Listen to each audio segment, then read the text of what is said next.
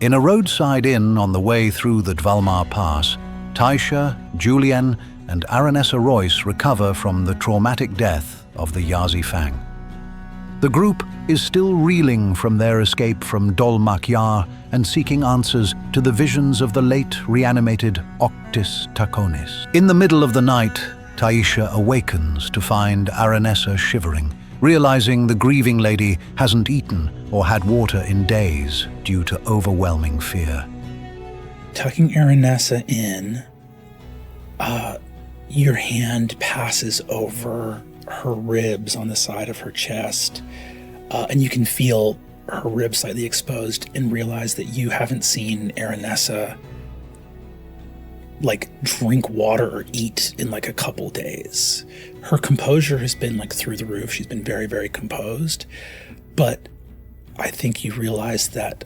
She alerts a watchful Sir Julian and goes downstairs to fetch some food and ale.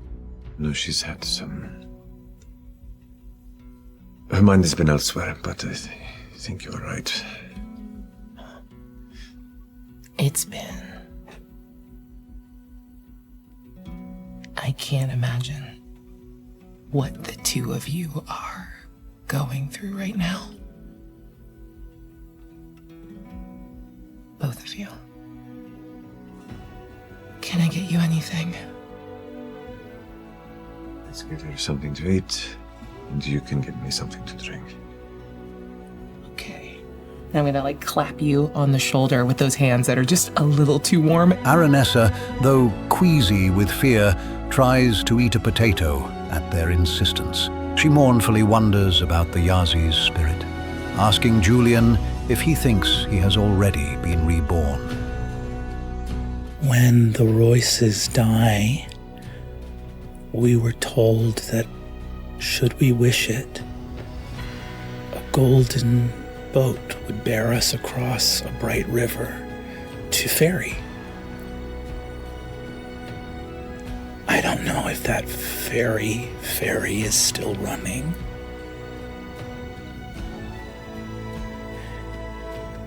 Forgive my religious ignorance. Do you think he's already been reborn?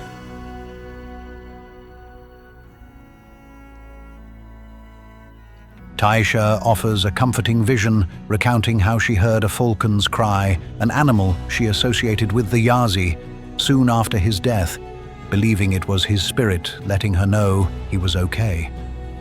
An animal that they remind me of? And maybe it's a bit on the nose that the Yazi always reminded me of a falcon. Mostly because of that loud screech. He had a really specific laugh. Right? Yeah. And it was just such a long, hot... When we first set on the road, I don't think we had been traveling for more than a couple hours. I heard that loud screech again. And I like to think that he's back, and he was letting me know that it's okay. Julian urges Aranessa to maintain her strength for the punishment they will enact on their enemies.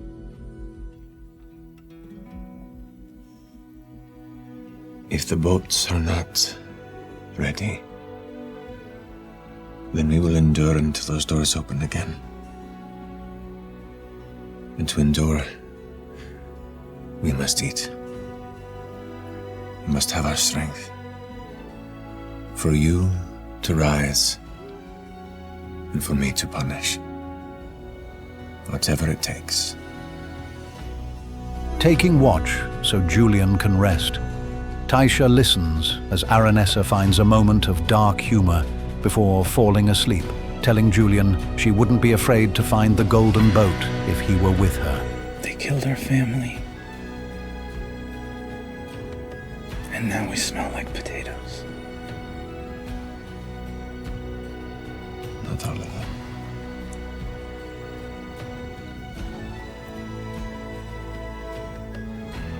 I wouldn't be frightened to look for that golden boat if you were by my side, Julia.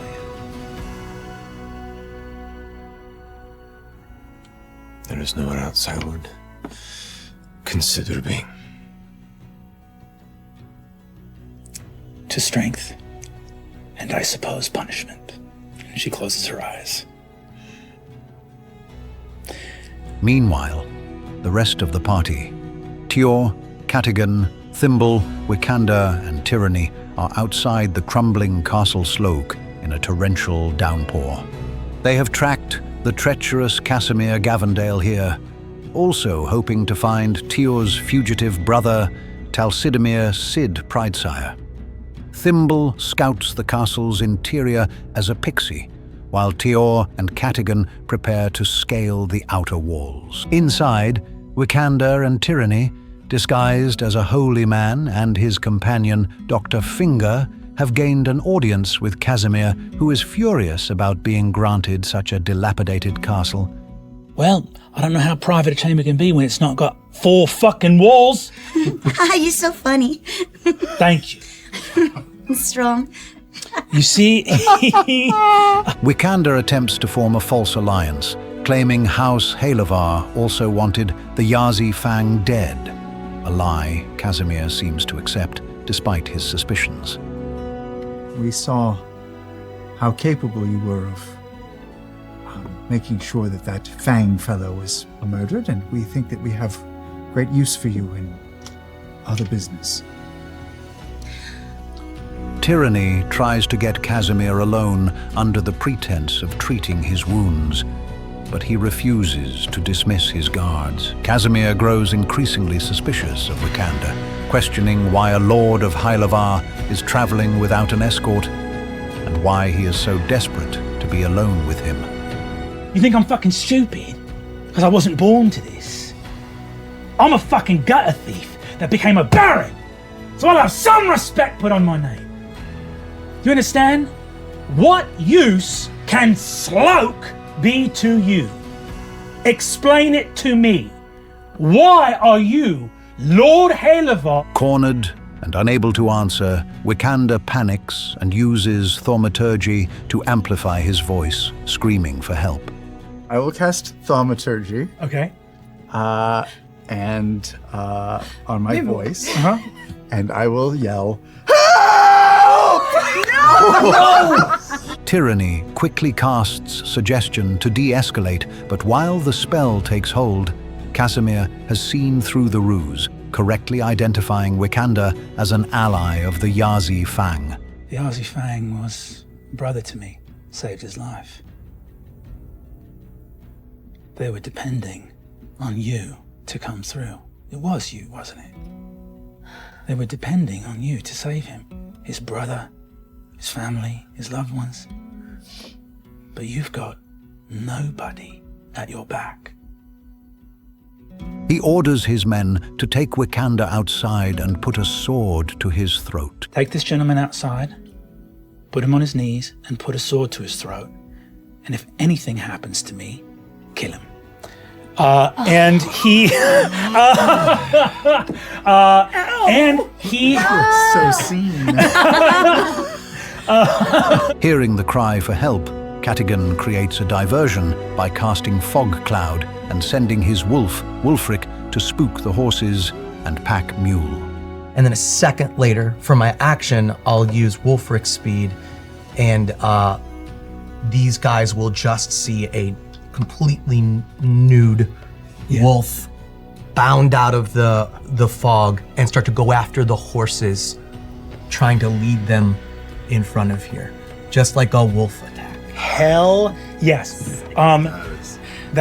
The plan works perfectly, drawing away a knight named Dame Cosgrove and several men-at-arms who are concerned about losing their food and supplies. Unlike these crow keepers, is like old rusted half plate. She goes, "There goes our fucking food!" And she says, "Hey, hey!" And starts to run inside to everybody else, being like, "Horses are gone! Pack mule's gone!" That is her turn. Yeah, food is gone. Food Who said food? With the garrison distracted, Teor and Catigan successfully scale the castle walls, while Thimble moves into position inside the tower. However, Catigan lands clumsily and is spotted by a crow keeper, forcing the party into open combat. Tyranny immediately casts Hold Person on Casimir, paralyzing him. Catigan grabs the Crow Keeper, who spotted him, and throws him over the parapet to his death.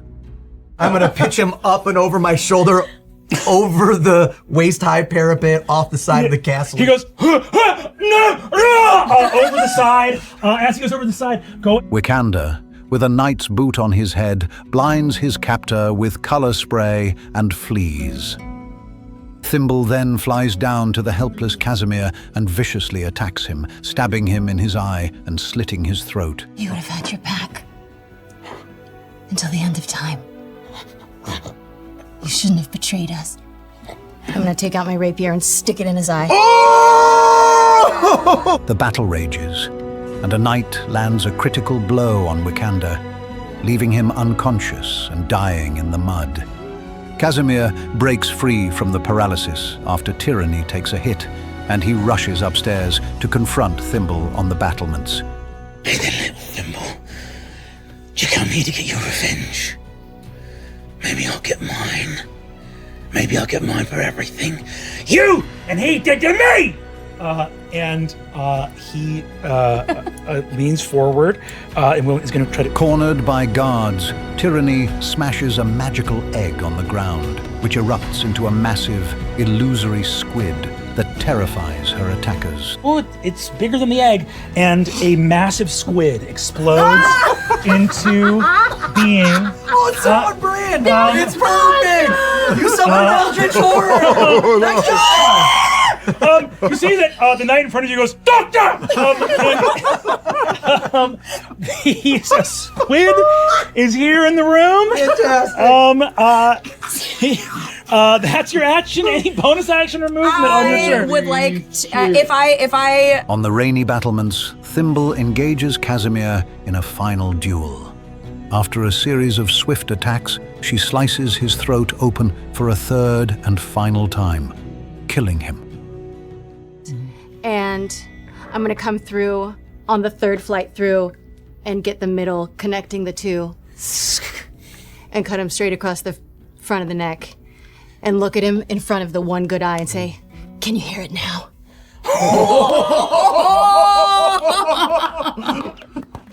Hell fucking yes. Yes.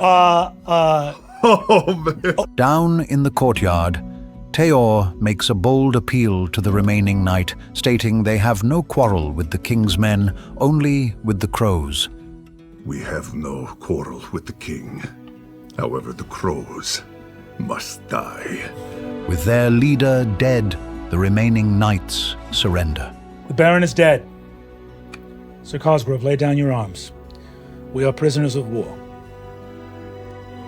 The party learns the knights, including Sir Finch and Dame Cosgrove, are honorable soldiers who were forced by circumstance to serve Casimir. Lack of oath or fealty. Saw myself and my brother in arms, Sir Copsewood, being men of the lance and something of knights in search of a lord for some time.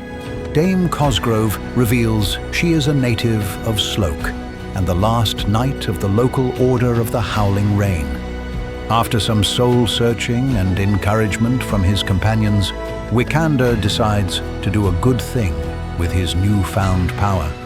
You got a little bit of power in your hand. And the only way you can really make a difference is with a little bit of power. You got a chance here. I know you don't want this fucking place. And I know we got bigger fish to fry. Why don't you just give it back to him? Baron Cosgrove has a nice ring to it. Let's slap him in the ribs and then walk out of here. I'm still hurt.